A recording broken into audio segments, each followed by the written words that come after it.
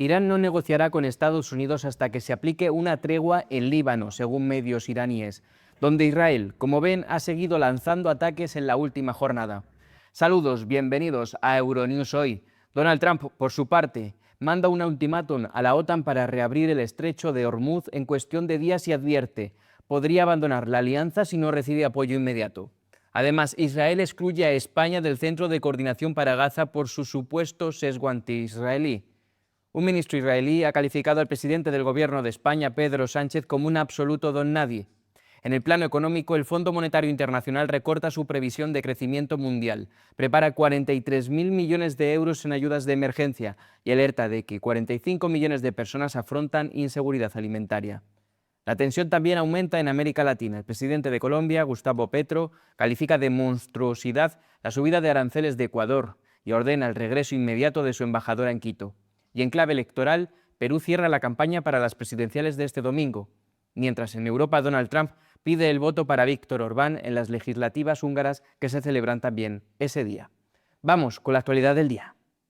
Israel y Líbano mantendrán una ronda de negociaciones en Washington la próxima semana, según informó el jueves un funcionario del Departamento de Estado de Estados Unidos. El gobierno libanés aún no ha hecho declaraciones al respecto. Mientras tanto, el ejército israelí continúa bombardeando varias zonas de su vecino del norte desde primera hora de este viernes, con un muerto registrado en Chuquín, al sur del país, y advertencias de más ataques contra el sur de la capital, Beirut. Los hechos se producen después de que Israel bombardease esta última a lo largo del jueves, provocando la muerte de más de 300 personas y causando 1.150 heridos, según datos del Ministerio de Sanidad libanés.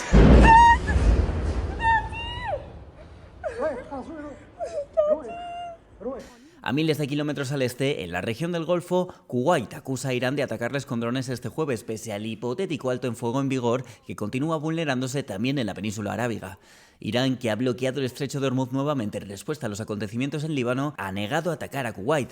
El nuevo líder supremo de Irán, Mojtaba Khamenei, ha afirmado en una entrevista en la televisión de control estatal que Teherán no busca una guerra con Estados Unidos e Israel, pero que protegerá sus derechos como nación. El presidente de Estados Unidos, Donald Trump, asegura que Irán está haciendo un trabajo muy deficiente, en sus propias palabras, al no permitir el paso de petróleo por el estrecho de Hormuz e incumplir los términos de su frágil acuerdo de alto el fuego. Se espera que el sábado comiencen en Islamabad otras negociaciones paralelas a las israelo-libanesas, en este caso entre Estados Unidos e Irán, para resolver el conflicto. El primer ministro israelí Benjamin Netanyahu ha declarado en un comunicado haber dado orden a su gabinete para que entable conversaciones directas con el Líbano para desarmar a Hezbolá y establecer relaciones de paz entre ambos países. Netanyahu afirmó que el anuncio se produjo tras repetidos llamamientos del gobierno libanés para entablar negociaciones directas con Israel. Los ataques israelíes contra el Líbano han continuado incluso después de estas declaraciones, en una jornada en la que el ejército israelí advirtió a los residentes de los suburbios del sur de Beirut de ataques inminentes, pidiendo que evacuaran la zona. Las labores de búsqueda continúan en el centro de Beirut después de que Israel llevara a cabo el miércoles su mayor oleada de ataques desde el inicio de la guerra contra Hezbolá. Ataques que dejaron más de 250 muertos y unos 1.200 heridos. Apenas horas después de que el presidente Trump anunciara un alto el fuego bilateral con Irán. Mientras el Líbano ha declarado luto nacional, tanto Netanyahu como Donald Trump niegan que el Líbano forme parte de la tregua, algo que contradice un anuncio del primer ministro pakistaní Shehbaz Sharif, quien ha actuado como mediador. Con el mercado laboral devastado desde el estallido de la guerra en la franja, las remesas procedentes del extranjero se han convertido en un salvavidas para miles de familias en Gaza. Además, las restricciones a las cuentas bancarias no solo afectan a la actividad comercial, sino que también repercuten directamente en los medios de subsistencia de quienes dependen de estos ingresos para cubrir sus necesidades diarias. Sami Abdelhadi es un palestino desplazado del sur de Gaza. Relata que perdió su documento de identidad y que, aunque logró obtener un documento de sustitución y pensó que podría seguir con uno nuevo, no podría hacerlo porque no había nadie disponible para tramitarlo. Además, explica que al intentar abrir una cuenta bancaria tampoco lo consiguió, por lo que se vio obligado a utilizar la cuenta de un amigo para gestionar sus operaciones a través de una aplicación. Dice que este amigo le cobra un porcentaje por el uso de la cuenta, lo que, según dice, también le permite a él ganarse la vida. Por su parte, Mohsen Salameh es un comerciante que regenta un puesto de ropa en el mercado de campo de refugiados de Nuseirat, en el centro de la franja. Considera que la forma en la que operan los bancos palestinos es errónea e inadecuada, ya que no ofrece soluciones reales. Señala que el límite de $2.000 bajo la amenaza de congelación de la cuenta resulta problemático, dado que sus ventas mensuales superan esa cantidad, llegando en ocasiones a los $3.000 o incluso $4.000. Subraya además que con los precios actuales $2.000 apenas alcanzan para cubrir una semana de gastos. Finalmente, Wasim Riyad, desplazado de la ciudad de Gaza y vendedor de especias, comenta que la conexión a Internet suele ser débil, lo que provoca retrasos en las transacciones cuando los clientes intentan pagar. Indica que en ocasiones deben esperar varios minutos para completar un pago, lo que genera incomodidad. Por ello concluye que por múltiples razones el uso de efectivo sigue siendo más habitual y más práctico para ellos.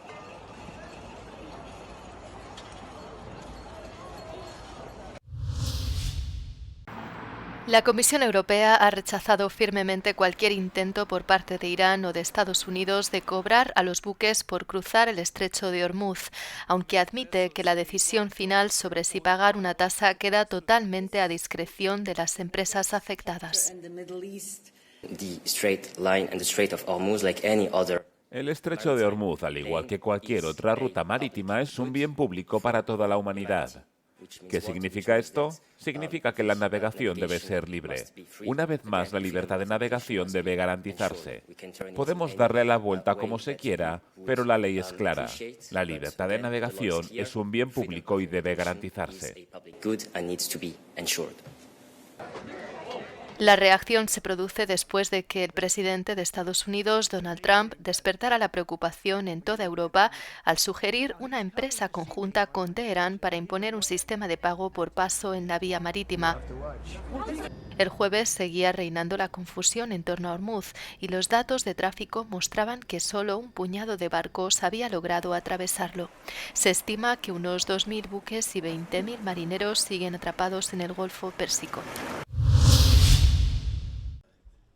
Los aliados de la OTAN no están obligados a ayudar a Estados Unidos e Israel en su guerra contra Irán, declaró a Euronews el ministro de Comercio de Turquía, Ömer Bolat.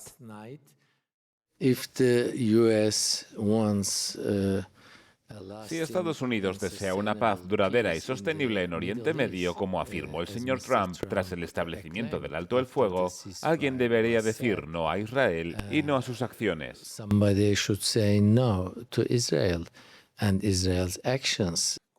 Coincidiendo con la presencia de Mark Rutte en Washington, el presidente de Estados Unidos, Donald Trump, lanzó un ultimátum al secretario general de la OTAN y dijo que los aliados deberían reabrir el estrecho de Ormuz en cuestión de días.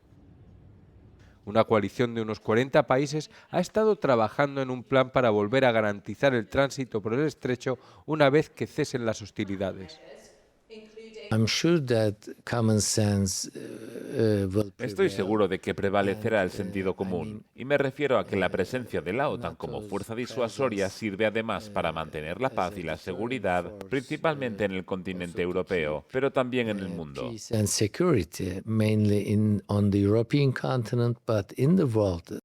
Bolat consideró que los países de la OTAN están en su derecho de recordarle a Trump que la alianza es una organización defensiva y de señalarle que no fueron consultados antes del conflicto.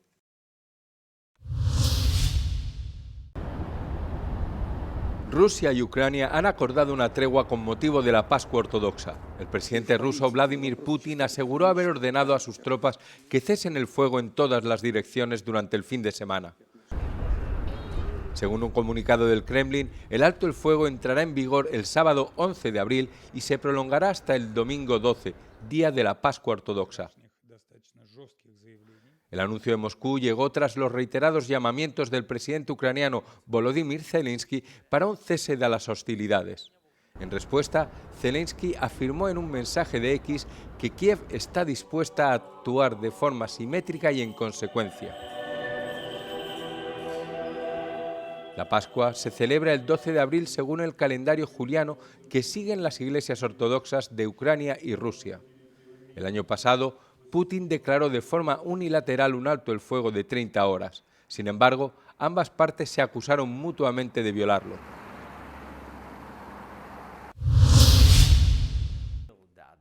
Militares ucranianos han derribado drones Shahed de diseño iraní en varios países de Oriente Medio en el transcurso de la guerra de Irán, según ha declarado el presidente Volodymyr Zelensky. Zelensky reconoció públicamente por primera vez estas operaciones el miércoles, en unas declaraciones a la prensa sujetas a embargo informativo hasta el viernes.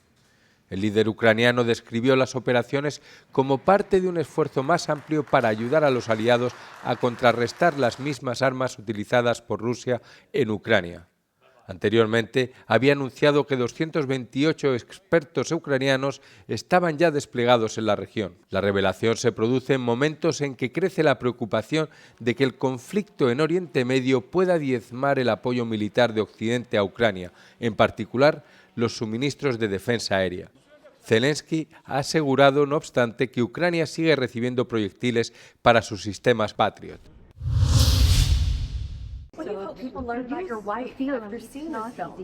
La primera dama de Estados Unidos, Melania Trump, hizo este jueves una inesperada declaración negando cualquier vínculo con los crímenes cometidos por Jeffrey Epstein. Los hechos se producen un día después de que el Departamento de Justicia anunciase que la exfiscal general Pam Bondi no comparecerá ante el Comité de Supervisión de la Cámara de Representantes de cara a evaluar su gestión de los documentos relacionados con Epstein. The lies linking me with the disgraceful Jeffrey Epstein. Las mentiras que me vinculan con Jeffrey Epstein deben acabar ahora mismo.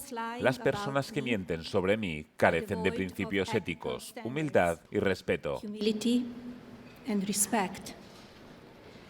I do not object to their ignorance. No me opongo a su ignorancia, sino que rechazo sus maliciosos intentos para lastrar mi reputación. Nunca he sido amiga de Epstein. I never been friends with Epstein. Donald and I were invited. A Donald y a mí nos invitaban a las mismas fiestas con Epstein de vez en cuando, dado que solaparse en círculos sociales es algo habitual en Nueva York y Palm Beach. In New York City and Palm Beach. Melania aparece en la última tanda de documentos publicados a finales de enero, así como el nombre de su marido, ya que el actual presidente estadounidense y el empresario juzgado por explotar sexualmente a menores de edad fueron amigos. En un correo aparentemente dirigido a Ghislaine Maxwell, cómplice de Epstein, Melania elogia su aspecto en una fotografía y le dice: «Llámame cuando regreses a Nueva York». Ursula von der Leyen tiene previsto plantear la cuestión de la supuesta práctica de Hungría de filtrar información a Rusia ante las más altas instancias del liderazgo europeo. 5 medios de comunicación europeos describieron cómo el ministro de Asuntos Exteriores húngaro se retiró de una cumbre de la UE para llamar a su homólogo ruso y ponerle al corriente de un debate de alto riesgo sobre la apertura de las negociaciones de adhesión con Ucrania. Las supuestas revelaciones ponen de relieve la alarmante posibilidad de que el gobierno de un país miembro se coordine con Rusia, actuando así activamente en contra de la seguridad y los intereses de la Unión Europea y de todos sus ciudadanos. Esto es, por tanto, extremadamente preocupante y corresponde al gobierno del Estado miembro en cuestión dar explicaciones con carácter de urgencia.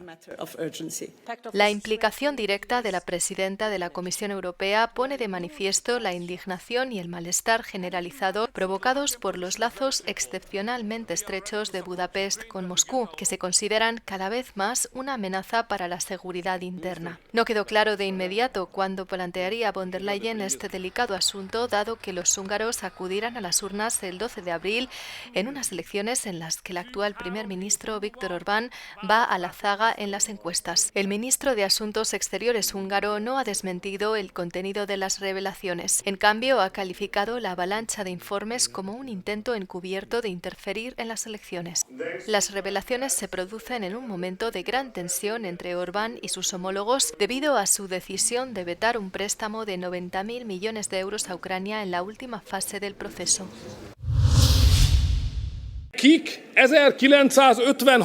Viktor Orbán lleva 16 años gobernando Hungría con mayorías absolutas y potestad para modificar la constitución de esta nación de Europa del Este, gracias a un sistema electoral mixto modificado en 2011 para maximizar sus posibilidades. Sin embargo, los inicios de este político populista y ultraderechista, criado en un pequeño pueblo de la periferia de Budapest, comenzaron dentro del activismo estudiantil de los 80 contra la dictadura comunista húngara. En 1989, Orbán llama la atención pública por primera vez al exigir la retirada de las tropas rusas en un mitin masivo de gran repercusión. Ya en los 90, este transforma al Fidesz, su partido surgido de este movimiento estudiantil, desde una óptica liberal hasta una ultraconservadora, expulsando a sus rivales dentro del mismo. En 1998, a la edad de 35 años, se convierte en primer ministro por primera vez, impulsando su adhesión a la OTAN y a la Unión Europea, pero perdiendo las siguientes elecciones de 2002 y 2006 frente a una coalición socioliberal. Tras el segundo mandato de los socialistas, plagado de escándalos, estalla la crisis económica de la burbuja inmobiliaria. Orbán vuelve a presentarse y arrasa en 2010 con una mayoría absoluta tanto en votos como en escaños y aprovecha para remodelar por completo el sistema político de Hungría y adaptarlo a sus propios objetivos. Desde entonces, el dominio de Orbán en la política nacional ha sido incontestable hasta este último año.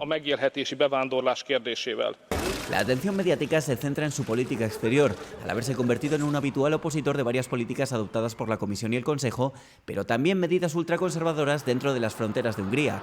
Orbán no ha dudado en estrechar sus relaciones con Vladimir Putin, acudiendo incluso a Moscú en plena guerra con Ucrania, así como con el presidente Donald Trump, cuyo vicepresidente ha visitado Hungría para hacer campaña por él.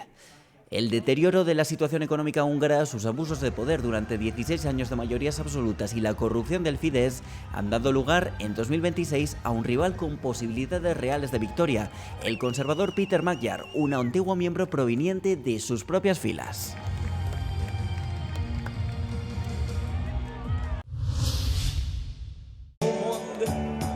Péter Magyar ha pasado de ser un completo desconocido a convertirse en una de las principales figuras políticas de Hungría en tan solo 2 años, creando el partido Tisza desde cero. Tampoco puede decirse, sin embargo, que sea un hombre hecho a sí mismo. Nacido en el seno de una dinastía jurídica conservadora, su padrino fue el expresidente Ferenc Mal, con fuertes vínculos ideológicos y personales con la derecha húngara. A través de su entonces esposa, la exministra de Justicia Judith Varga, Magyar consiguió ascender hasta los círculos más altos de Fidesz, el partido gobernante del ultraderechista Viktor Orbán, así como ocupar cargos en la dirección de varias empresas estatales. A principios de 2024, Magyar se rebeló públicamente contra el gobierno de Orbán después de que Varga, ya por entonces separada de él, dimitiese por un escándalo de indultos presidenciales a un condenado por pederastia. Magyar hizo públicas sus críticas en una publicación de Facebook que obtuvo millones de visitas que le llevó a ser entrevistado en el programa Partizan, donde habló abiertamente sobre supuestos abusos dentro del Fidesz. Días después, el antiguo delfín de Orbán publicó una grabación de audio en el que su exmujer le revela presuntos vínculos entre el gobierno y el presidente de la Cámara de Agentes Judiciales, quien había sido acusado de corrupción a gran escala. Judith Varga llega a describir el sistema político de Fidesz como un estado mafioso. La popularidad de Magyar se dispara casi de la noche a la mañana, consiguiendo abarrotar la avenida Andrássy de Budapest en una manifestación contra el presidente.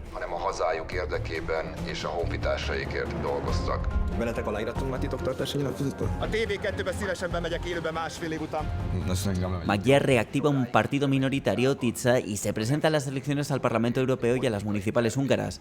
Los buenos resultados del partido le aupan de facto como líder de la oposición. En la campaña, Magyar ha llegado a hablar hasta en 7 ciudades al día e incluso se ha desplazado hasta Oradea, en Rumanía, para recabar apoyos entre la comunidad húngara más allá de la frontera, un tema muy sensible en el país. Magyar propone un enfoque prooccidental en exteriores y un programa conservador, sin lo que él describe como la corrupción del Fidesz.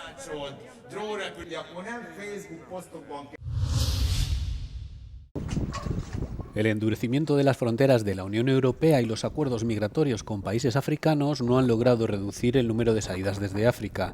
Según un informe del Centro Internacional para el Desarrollo de Políticas Migratorias, esto solo ha desviado temporalmente las rutas irregulares. Los cruces irregulares en la frontera exterior de la Unión Europea se redujeron en más de una cuarta parte, un 26% en 2025 según Frontex. La disminución más acusada se produjo a lo largo de la ruta de África Occidental. Esto podría explicarse por las recientes alianzas entre la Unión Europea y países africanos clave como Marruecos, Senegal y Mauritania. El Pacto de Asilo y Migración también ha armonizado los procedimientos fronterizos y la gestión de las llegadas irregulares en toda la Unión Europea. Sin embargo, la ruta de Mauritania a las Islas Canarias se ha desviado. Las salidas se producen ahora desde Gambia o Guinea, lo que hace que el tránsito por mar sea más largo y arriesgado.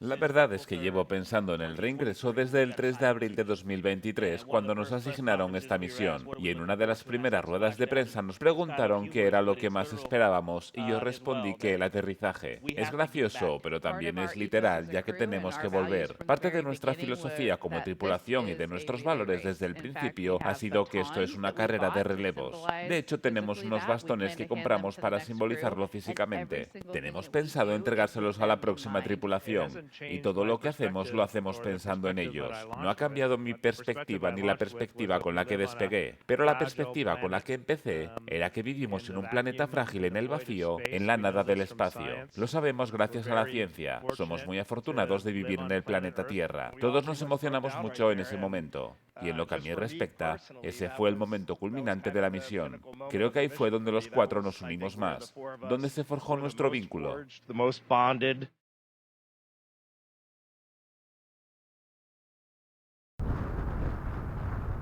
Un nuevo estudio ha revelado que más del 90% de los pingüinos de Magallanes que viven a lo largo de la remota costa patagónica de Argentina presentan trazas de PFAS. También conocidos como sustancias químicas eternas, los PFAS son un grupo de más de 10.000 sustancias químicas sintéticas que se han vuelto casi ineludibles en la Tierra.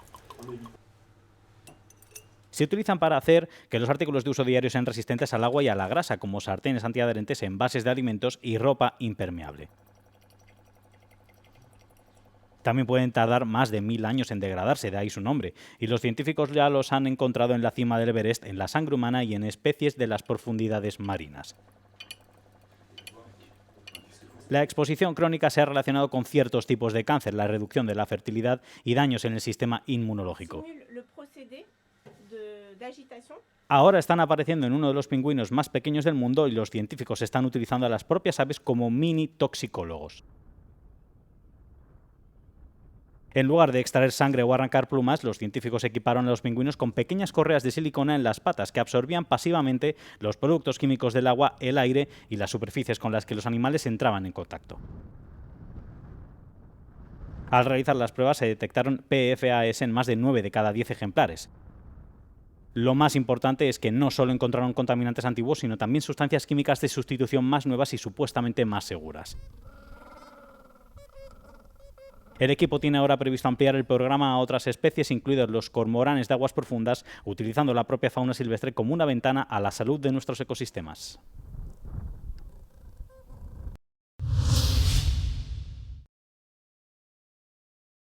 Stefano Gabbana ha dimitido como presidente de Dolce & Gabbana justo cuando la marca se enfrenta a una deuda de 450 millones de euros. Cofundó la casa de lujo italiana con Domenico Dolce en 1985, aunque mantendrá su papel creativo. Alfonso Dolce, hermano de Domenico, asume el cargo de presidente y toma las riendas de la empresa mientras la marca afronta una nueva ronda de refinanciación de la deuda. La empresa describió la salida, que entró en vigor el 1 de enero, como un proceso natural de evolución organizativa y de gobernanza. Esta dimisión, continúa el comunicado, no tiene ningún impacto en las actividades creativas que lleva a cabo para el grupo el propio Stefano Gabbana. Añadieron que, en lo que respecta a la deuda, siguen en negociaciones con los bancos. Dolce & Gabbana se forjó su reputación gracias a las raíces sicilianas de Dolce y a un talento especial para el glamour que realza las formas.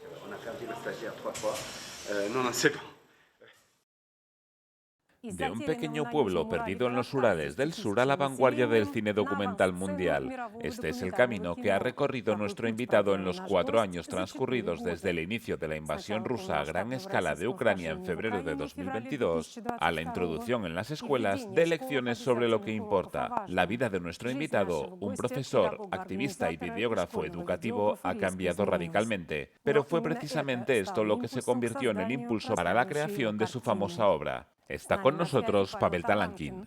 En su película se enseña a los niños a disparar. Mercenarios del grupo Wagner les enseñan granadas y minas durante las lecciones. Sus héroes no tienen más remedio que ir a la guerra bajo contrato. ¿Están haciendo en Rusia una nueva generación perdida?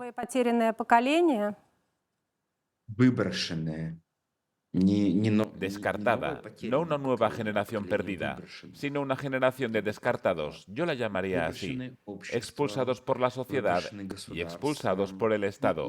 Han sido expulsados de la vida normal. Algunos críticos han señalado que la película retrata el putinismo como si viniera impuesto desde arriba, olvidando el apoyo generalmente generalizado de los rusos de a pie, tanto al propio Putin como a la invasión de Ucrania. ¿Cree que estos reproches son justos? Una película es ante todo una fijación de lo que está sucediendo. Sobre la base de esta fijación se pueden sacar conclusiones y se pueden hacer diagnósticos. En cada país, en cada sociedad, estos diagnósticos son diferentes. Puedes sacar tus propias conclusiones. En verano hará 2 años que abandonó Rusia. Seguir su vocación de documentalista y de persona que pretende vivir según sus convicciones significó en su caso el exilio. ¿Cómo es vivir en el exilio?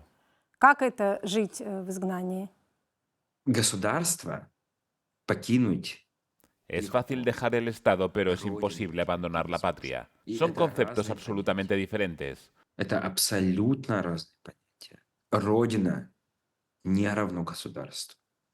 Patria no es igual a Estado. De algún modo, en algún momento, la gente dejó de entenderlo y la gente dejó de oírlo.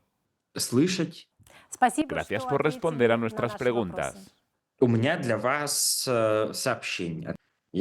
Tengo un mensaje para usted.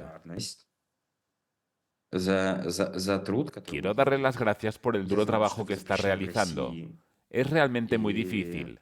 Sé que están vetados en Rusia, pero les vemos. En mi nombre y en nombre de los rusos que ven Euronews, quiero decirles muchas gracias.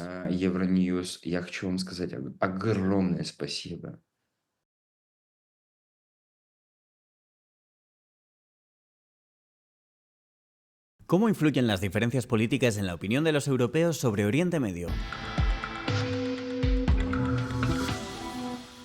Muchos europeos dicen estar profundamente preocupados por la guerra según un nuevo estudio de Ipsos, siendo los italianos, franceses y neerlandeses los más afectados. De hecho, 3/4 partes de los encuestados neerlandeses están más preocupados por la guerra en Oriente Medio que por las de Ucrania y Gaza.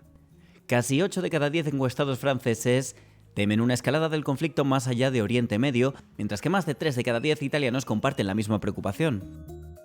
Las consecuencias económicas del conflicto también figuran entre las principales preocupaciones de los europeos, con más de 6 de cada 10 franceses que declaran estar a favor de que se adopten medidas para congelar o reducir los precios del combustible y para combatir el aumento de los costes. Las preferencias políticas también influyen en las preocupaciones de los ciudadanos y su apoyo a las diferentes medidas. En Italia, los votantes de centro están más preocupados por una posible extensión del conflicto. Por el contrario, los partidarios de la derecha están más preocupados por las consecuencias económicas y el riesgo de terrorismo derivado de la guerra. En Países Bajos, el apoyo a una intervención militar es mayor entre los votantes de los partidos conservadores, mientras que los votantes de izquierda son más propensos a oponerse a ello. 4 de cada 10 consideran que una intervención es algo negativo en comparación con un 21% que la ve de forma positiva. Una parte significativa se mantiene neutral o indecisa.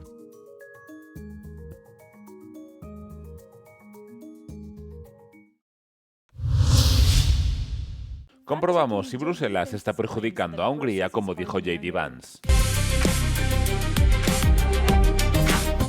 Hungría se encamina hacia unas elecciones decisivas en las que Viktor Orbán se enfrenta al candidato proeuropeo Peter Magyar. Durante una visita a Budapest, el vicepresidente de Estados Unidos, J.D. Vance, criticó a la Unión Europea junto a Orbán. Hemos verificado 2 de sus principales afirmaciones.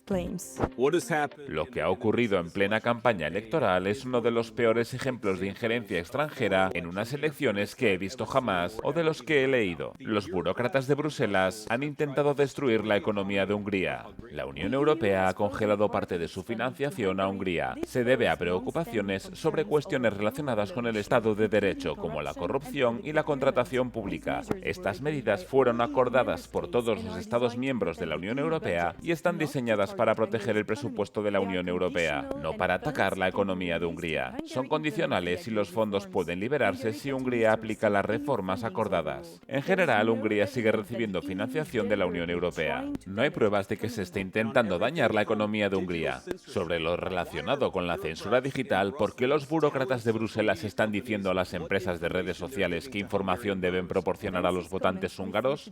Los comentarios de Ban se refieren a la Ley de Servicios Digitales que exige a las plataformas limitar los contenidos ilegales y nocivos, incluida la desinformación. En diciembre de 2025, X fue multada con 120 millones de euros por infracciones de la DSA. La ley se ha enfrentado a la oposición de la administración de Donald Trump. En respuesta a estas acusaciones, la Comisión Europea afirma que la ley tiene por objeto proteger a los usuarios y no influir en las elecciones. Algunos partidarios del partido Fidesz de Orbán también han acusado a Meta de censurar contenidos relacionados con el primer ministro. Meta lo niega, alegando que no hay restricciones y que no se ha eliminado ninguna publicación.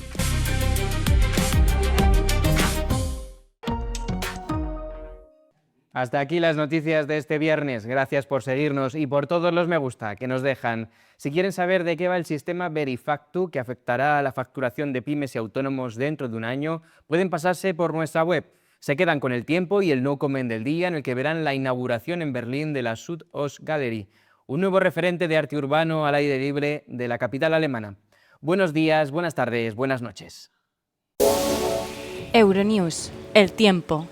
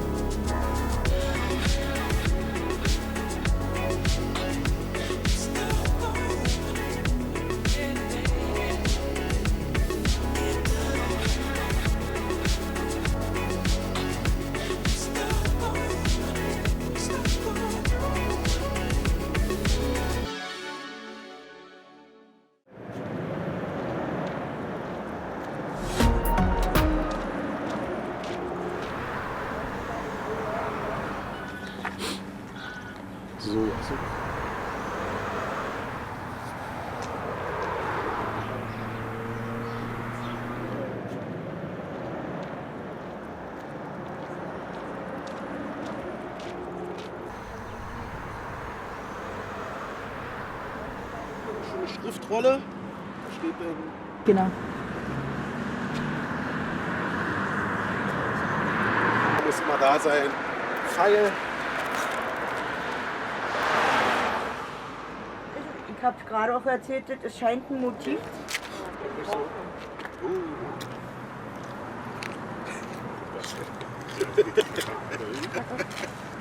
Gerade bei dem hier wusste ich, wie es aussieht, weil hier war es mir nicht so sicher.